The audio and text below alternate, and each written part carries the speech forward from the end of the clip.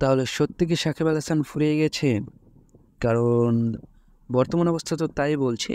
সাকিব আল হাসান তার অলরাউন্ডারের টপ পজিশনটা হারিয়ে ফেলেছেন হাসারাঙ্গার কাছে। বর্তমানে যদিও যৌথ হয়ে গেছেন, কিন্তু বিশ্বকাপের মধ্যে হয়তো তিনি প্রথম ম্যাচে হারিয়ে ফেলতে পারেন হাসারাঙ্গে যদি ব্যাটে বলে জ্বলে না ওঠেন।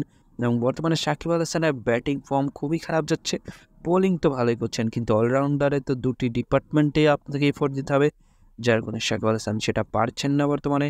তিনি হয়তো স্ট্রাগল করছেন ব্যাটিংয়ে, এবং তিনি যখন ক্রিজে আসছেন তার চোখের সমস্যা একবারে পরিলক্ষিত হচ্ছে, যার কারণে তিনি ব্যাটিং করতে পারছেন না ঠিক মতো। এবং তিনি পেস বোলারকে ভালোভাবে মোকাবিলা করতে পারছেন না, যেটা আমরা জিম্বাবুয়ে সিরিজেও দেখতে পেয়েছি যে তিনি চোখে বল একদিকে, তার চোখ একদিকে, যার কারণে তিনি ব্যাটিং ভালোভাবে করতে পারছেন না। তো হয়তো সাকিব আল হাসান তিনি তার টপ পজিশনটা বিশ্বকাপে হারাতে পারেন।